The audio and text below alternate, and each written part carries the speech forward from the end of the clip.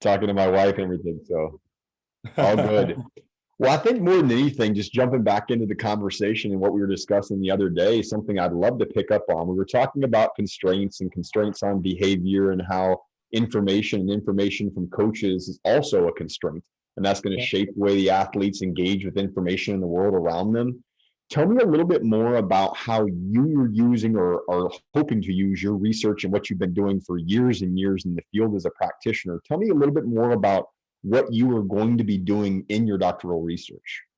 Well, it's interesting because even just what you said there about how information and everything's a constraint and it can shape people's intentions. It can have a positive or a negative effect depending on how certain words are used. I think what coaches have to be really mindful of is how certain information that they use can constrain the athletes in a simple message. So what words they're using or verbs, certain slang that may potentially impose their perception or more likely impose their perception upon the athlete. So a lot of my research is looking at, because we know that typically coaches will use information, feedback, as you know, augmented information, feedback and instructions are dominant coaching behavior. That's across most sports. And coaches will typically use this by trying to prescribe to a player what to do and how to move, as well as where to look. And the danger with that becomes that the coach is then prescribing to that athlete the solution, that their perception, without tapping into the perception and what the athlete is seeing. Because we know that, I'll use the word players, I feel more comfortable with that term, but it can be athlete. They might have a better solution than we have. So a lot of my research, I'm looking at how augmented information can be delivered transitionally. So typically information is delivered, as you know, it can be terminally, which is at the end, or concurrently even during performance. But the beauty with transitional information is that it can be concurrent or terminal. So if you're trying to plan your feedback interventions during the breaks, during the pauses, great. If you want to do it live, great. Little drive-bys, set challenges, ask questions, use clues, use an iPad, use a phone, whatever it may be, whatever technology. It doesn't always have to be verbal. But the key is that it's less about prescribing to the player, the athlete, what to do, where to move, and how to look, but more guiding their attentional search to look for information from the environment. And that's what I think is really cool. And you're probably doing a lot of the same stuff, aren't you, where you're guiding their intentions so they can solve their own problems rather than relying on precisely. And I think one of the things that you hit the nail on the head there is that you're incorporating the athlete's experiential knowledge and what they're actually perceiving and how they're going about using their intentions at that moment in time to guide behavior. And one thing that I talk about quite frequently, and we do here at Emergence, and this is obviously borrowing from a lot of the 2007's Jacobs and Michaelis direct learning ideas, is that intentions and actions or intentions and attention are coupled together. They're coupled together with the action as far as how we go about behaving and where our perception is at that moment in time, and not just visual perception, but auditory perception and how we're going about moving. All of the information is helping us regulate our behavior in real time. And that might come in the form of providing some information that may allow for them to pick up specifying information in a rich area that we as coaches, have picked up on as an area that may end up guiding their behavior, but it's not telling them what they absolutely have to do. It's allowing for their behavioral aspects or their movement capabilities to be the driver of that movement. And it keeps it coupled together in that way. And I like the idea of using questions and not always being at the end or not always being right in the middle, but being able to be used at many times. Because if we can use questions to help guide their search, we're going to allow for them to see that to be more sticky. That behavior then becomes more sticky. And I use that term simply because that's where we see that transfer or those skills adapting over time. Because I think that you're in agreement, we're not ever acquiring any particular skill. We're rather adapting our skills over time. And if we are adapting our skills over time, which obviously you and I are a believer of that, Well, I think that means that we need to continue to guide their search. But one thing I would mention there, and I hope the listeners out there are picking up on this, that's not to say that the coach isn't a valuable asset in the learning experience. Rather, if coaches are working with players, we're there as a co-adaptive unit, helping to collectively solve problems. Now, maybe the movement solutions that are emerging from the athletes are the ones that are actually solving the problems at hand. But that's where coaches are manipulating constraints, which we can talk about here in a second, but more appropriate to this conversation, or this portion of the conversation, are using those clues, as you mentioned, or using those questions to help guide their search, which is going to be coupled with their intentions at that moment in time, and then where their attention is educated to help, hopefully help them solve more problems in their sport. I love it. I'm just making some notes as you're talking, because it's fascinating, because I think the nutshell we'd probably both agree is that the role of the coach has changed, and it's one that could be described as a learning designer. And you mentioned constraints, and obviously building on a lot of Keith David's work and Carl Newell and many people around that, and how coaches can effectively manipulate constraints, whether it's the practice design, whether it's the challenge, whether it's the task, the rules on the practice can have a constraint to guide players to have to look for other solutions or not, as the case may be. How certain things can restrict players or reward players, incentivize them. It's really clever. I think the role of the coach is someone that's got to be really skillful in designing these sort of learning experiences. And with that, when we're talking about search, Newell was one of the first ones to quote this. He said, practice is search. And that was in one of his earliest papers. And I think that's really interesting, because if we know that perception actions coupled, and we know that, athletes, players, we're all making decisions based on time and space. And more so in invasion sports like football, soccer, or as I call it, football, whatever it may be, basketball, volleyball, so on and so on, these invasion sports. And it's the same for non-invasion sports, of course. But just relating to my expertise in football, soccer, players are making decisions on time, space, and number variations, because the game's complex, it's constantly changing. So, of course, that then means that we've got to sort of create these environments that are representative of that reality, first of all. But, of course, give the players lots of choices to make that allow players to look for information from the environment, rather than only rely on and depend on the information coming from the coach. Because then if we really want these players to be self-learners, independent decision makers, problem solvers, adaptable movers, coaches will say that all the time. They want players or athletes to think for themselves. Well, then we have to design environments where they're given problems and they can be adaptable. And we can be very clever, not only in our design, but as you know, you alluded to, the language that we use to sort of prime them to attune to certain information from the environment. I think that's a huge skill of the coach. Yeah, you said one that a lot of education should be right now, right? Coach education should be looking at this. Well, it absolutely should be. And you said a lot there, but two things that really stuck out to me when you mentioned like Newell being one of the first to say it, that practice is a search. That's exactly what it is. And I think that if we talk about practice being that search opportunity, what we're also talking about is it being an opportunity to make quote unquote mistakes, and mistakes are these learning opportunities for athletes to become more skillfully attuned to information sources in the environment as they are looking, as they're listening, and as they're searching through that environment of how they can go about moving. Wow. And if we think about this, as I mentioned earlier, the co-adaptive unit, like when you start working with an athlete for the first time, or a player rather for the first time, you're getting used to one another. And what I mean by that is the coach also being skillfully attuned to what's going on and how they can communicate with that athlete, maybe the level of their voice, the words that they're actually using, or the amount of what they're saying. And I'll give you a really clear practical example that's happened just recently in one of my practices. working with some athletes that I haven't worked with in a while, some that I've worked with a lot. And there's very minimal that needs to be said as we move into some of these activities. And notice I'm using word activity because there's constraints that are being manipulated. And one of the other key things that you mentioned, which I want to talk about a little bit more, was choice. And there's choice between these opportunities or these affordances that are emerging in a landscape and then decaying very rapidly, that could be for good or for ill, as JJ Gibson mentioned. But then an athlete actually has to perceive them, which means that they need that opportunity to search and practice. And then they need the opportunity for choice to allow for emergent decision making, which I feel as though, and a lot, a colleague of mine, Sean, feel is tantamount to movement problem solving. Because as I go about problem solving, there are emergent decisions that are made, some of which are positive, maybe some of which aren't as much so. But get back to the example. So a handful of athletes that have actually been with me for a while and some that are very new.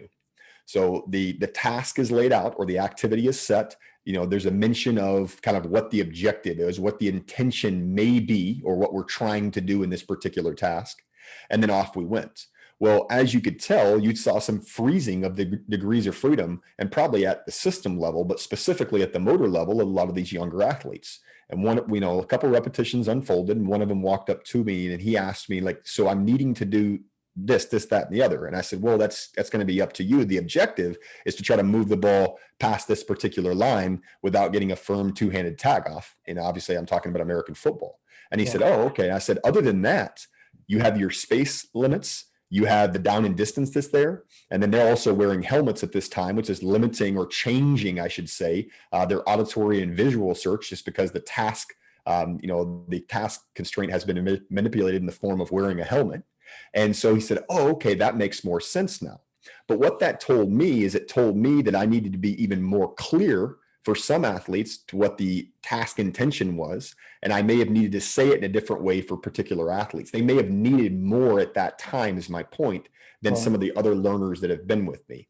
So I think the take-home message there's probably several, but the take-home message there for coaches out there that are listening is that you can't say the same thing to every single athlete or communicate with them in the same way, ask them questions in the same way as other athletes because of their movement capabilities and how they perceive the world around them. And that's why I think your research and the area that is going to be, an area is already a niche for you, but an area that you'll continue to make a stamp on in the industry is the importance of using augmented information to help guide their search, and more than just in a visual way, but tying it to their intentions and how those intentions may change over time. No, I completely agree. And what's really cool actually is just, you said there's a lot of things there, but I just wanted to just highlight a couple.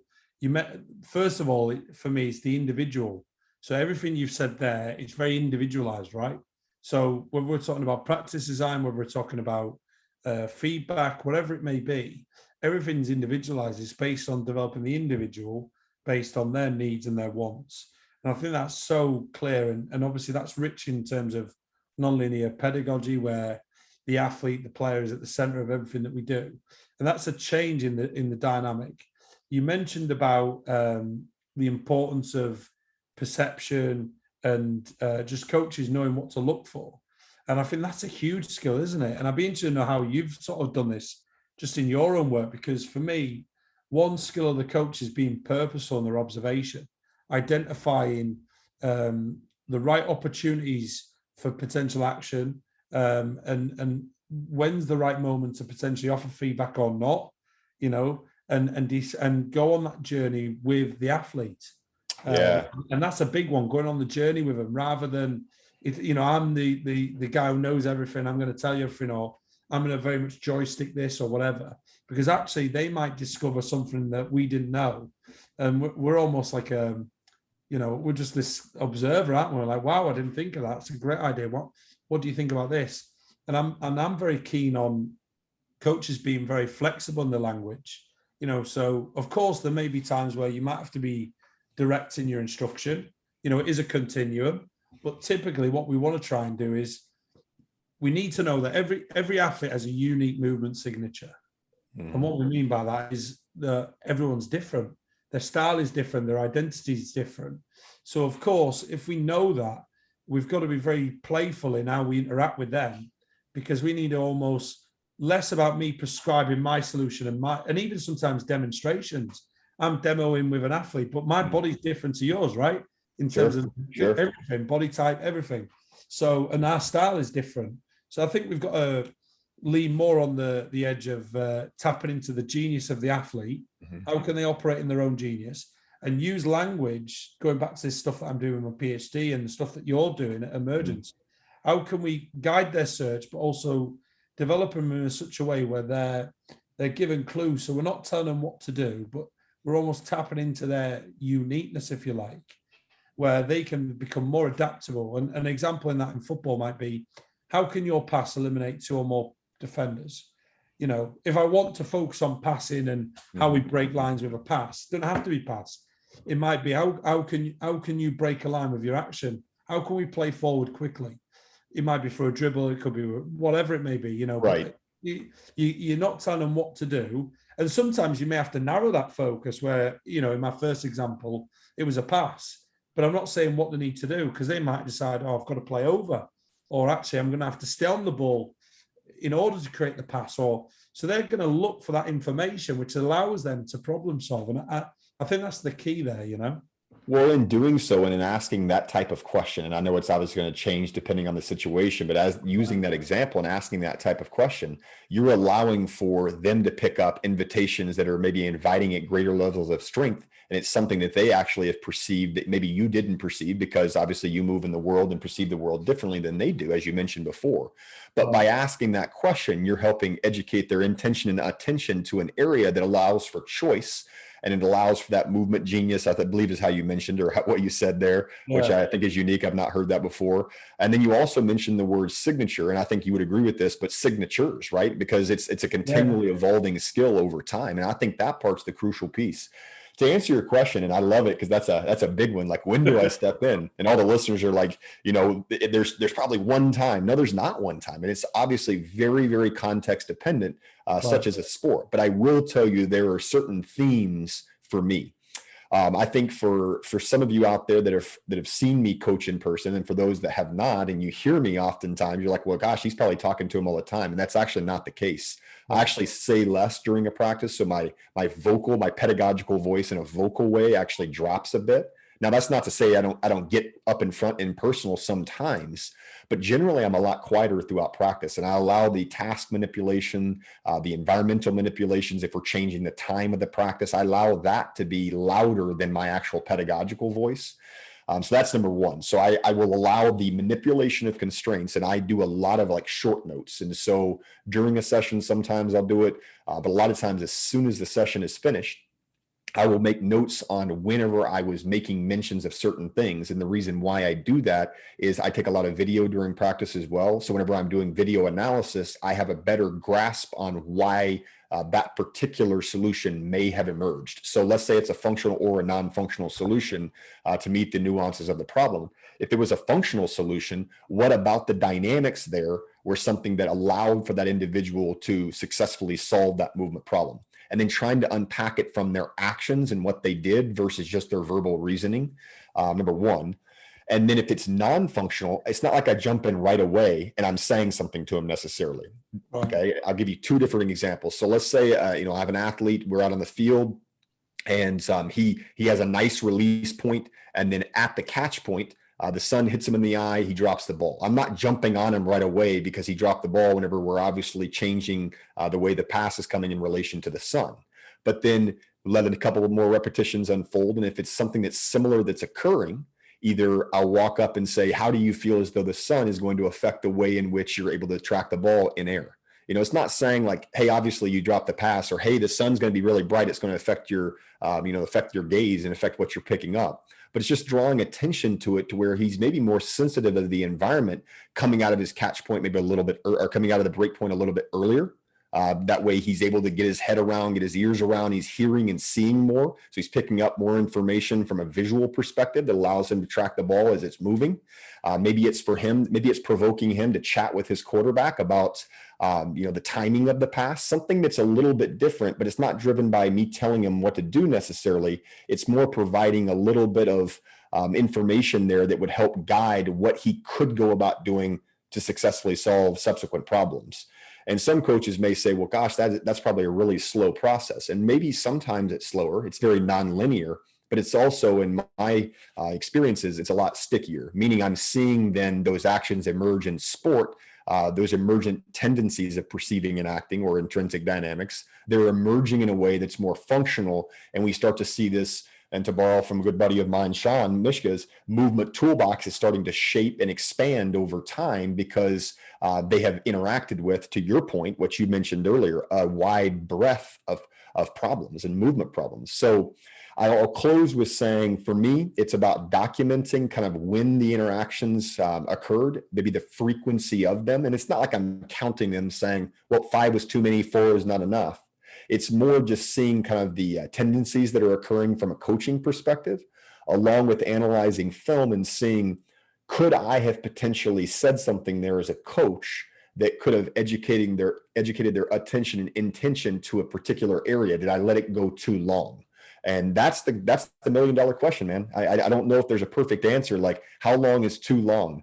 And for me, the last thing I'll end with, and this question was actually asked to me a couple months back, and I'll give you a similar example that I gave them. It's knowing that individual, right? So for me, in this particular quarterback, he's usually very, very poised. He's usually a little cocky, a little fluid with how he moves. And if I start to see, after multiple repetitions of him making a quote unquote mistake by sailing a pass, maybe he leads the receiver a little bit too far, maybe he actually even completes the pass, so he's solving the problem, but it wasn't as functional of a fit because he threw it a little bit behind him and the receiver adjusted and made the catch. When I start to see his body language, his shoulders slump forward, him slapping his hands, maybe cursing at himself under his breath, that's when I know I may need to dial the complexity down a little bit, and or go in and ask him a question, kind of nudge his search a little bit, get in his movement toolbox and get in his perception of what maybe he is perceiving. And then collectively, we're seeing about him going about solving more problems in a more efficacious way.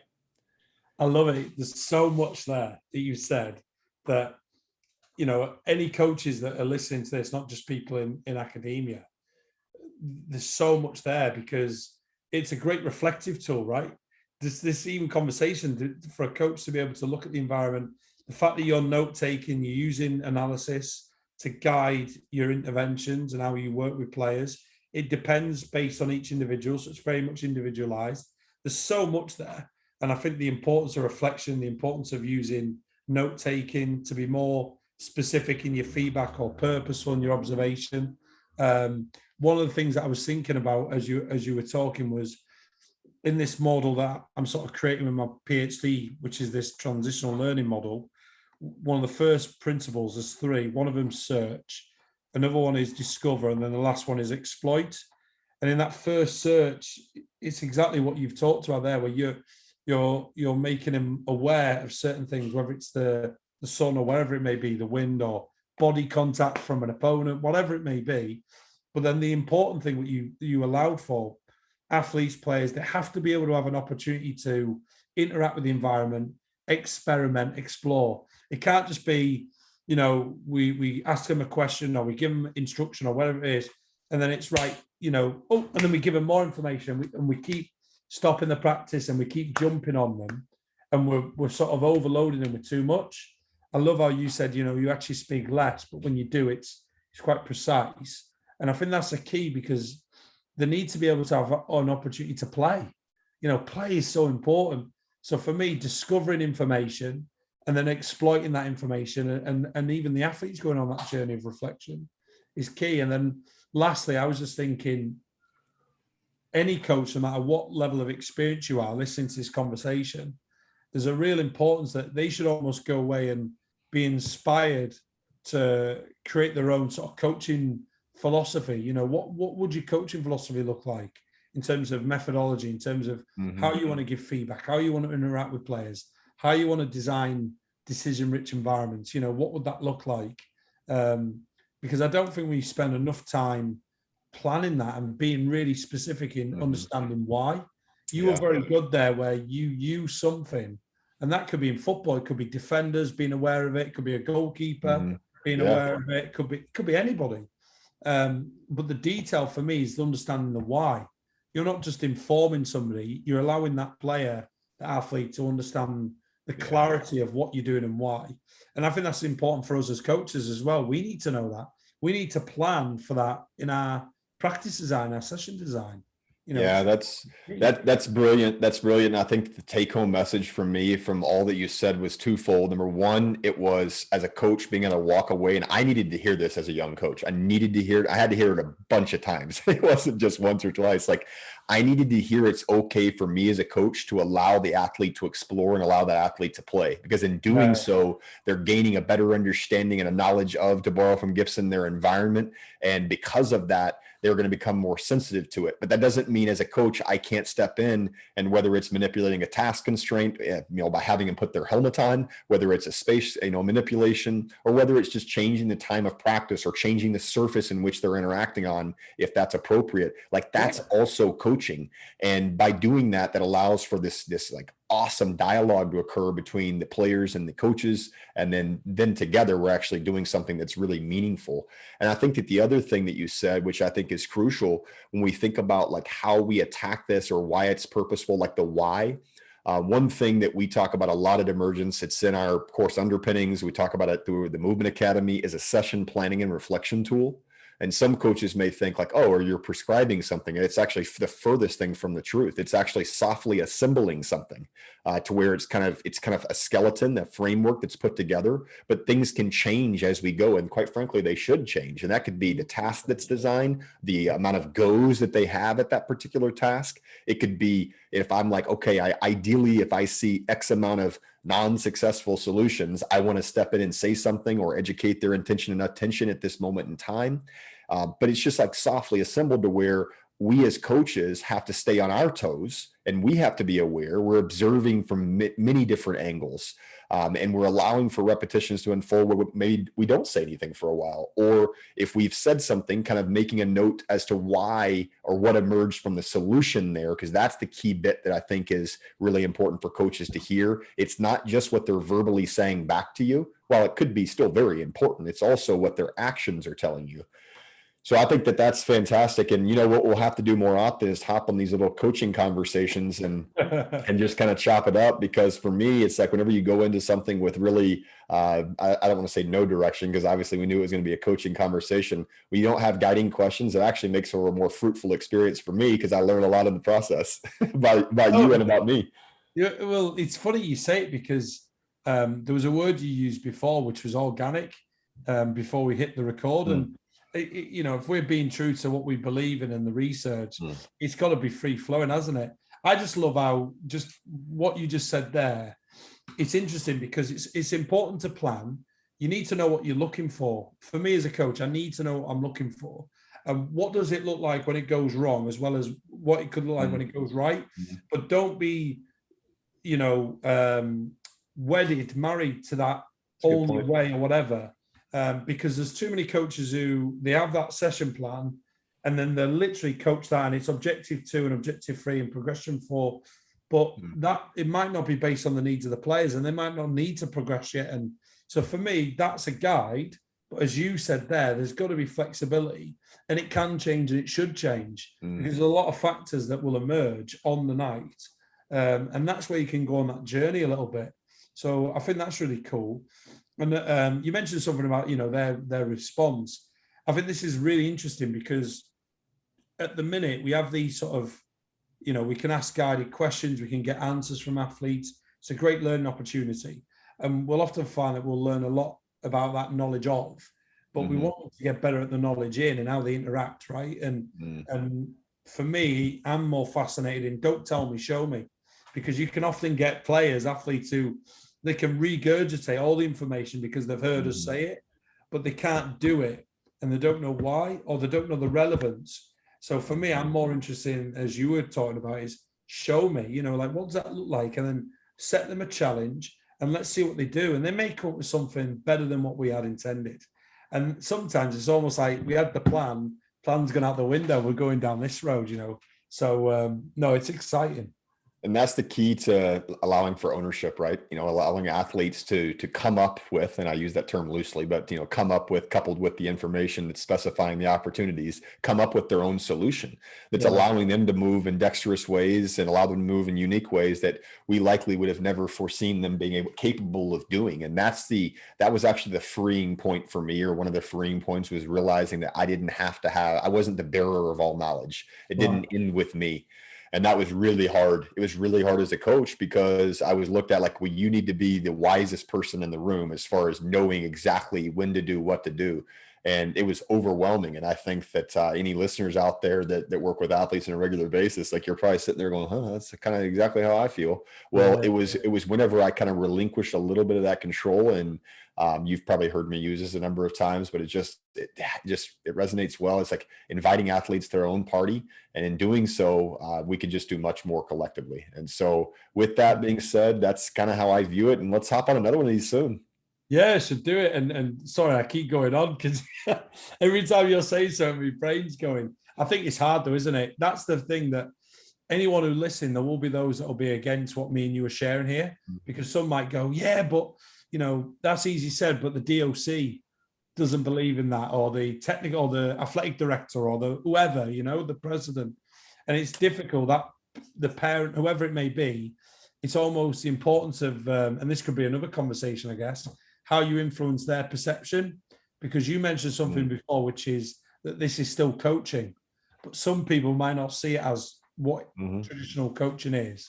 And that's always a danger, isn't it? So it's a challenge for coaching, but also the trust. How much rope do I give? Is too much rope? If I'm giving all this autonomy to players, am I seen as weak or not needed? Are they going to question my knowledge? Do they think that I don't know enough because I'm giving them?